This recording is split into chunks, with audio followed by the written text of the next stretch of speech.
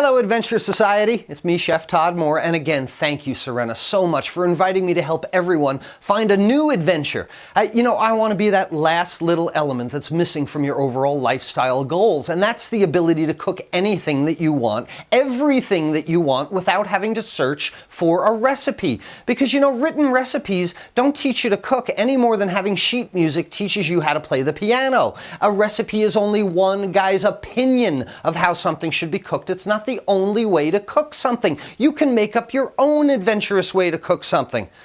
So before I get you burning all your recipe books, let's start with the basic foundation of cooking. Cooking is not about the list of ingredients and the steps that the recipe tells you to take. Cooking is about the transfer of heat.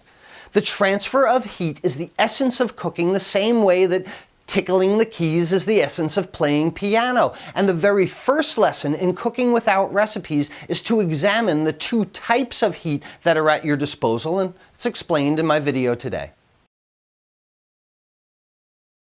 Why have I got my head in the oven today? Well, I want to talk about heat transfer. The basic idea behind cooking is the transfer of heat. Transferring heat to our food, to our protein product, is what is the indicator of your outcome. I mean, how you want your dish to come out. And basically there are two types of heat. There's convective heat and conductive heat. Now the reason I had my head in the oven was to be silly, number one, and number two, to make a point. If I've got a 500-degree oven here, I could take my hand, stick it in the oven, wait a few minutes, pull it out, not burnt, right? But if I go over to my stove, go over to the saute, light up one of the burners, no, of course I'm not going to stick my hand directly over the burner. My hand would be burned instantly. This is a good illustration of the difference between conductive and convective heat. Convective heat is a hot box. Convective heat heats air. Air heats, rises, cools, falls, heats, rises, cools, falls,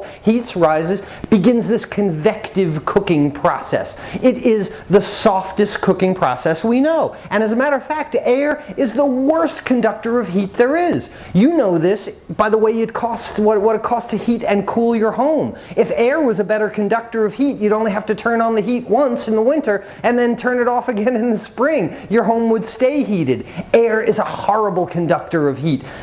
However, metal or direct source heat is a great conductor of heat. So in our oven, convective heat, air surrounds the product and cooks it entirely. Conductive heat is like your broiler or your gas grill or your stovetop. This direct source, intense conductive heat, heats the bottom of the pan, the metal, and then put the protein product in. Metal is a much better conductor of heat than air is. And I put my arm in the oven, sure, the air surrounding it, my arm didn't get burnt. What if I touched the arm to the metal rack? Yeah, burned instantly. Same thing on our saute. So how you decide to apply heat to your food is going to dictate the outcome.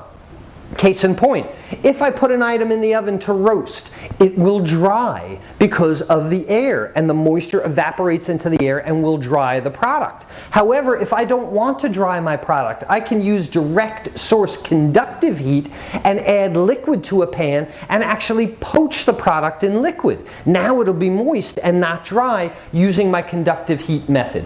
If I want to caramelize sugars, give myself a nice brown color on the top of a chicken breast, will it happen in the oven before the item is fully dried out? No, it will not caramelize. You won't get that nice brown color on a chicken breast before it dries out in the oven. But if I put it in a saute pan under direct, intense heat, it'll brown very quickly even before it cooks through entirely. So before we start any basic cooking method, understand the difference between convective and conductive heat to help decide on the outcome of your dish.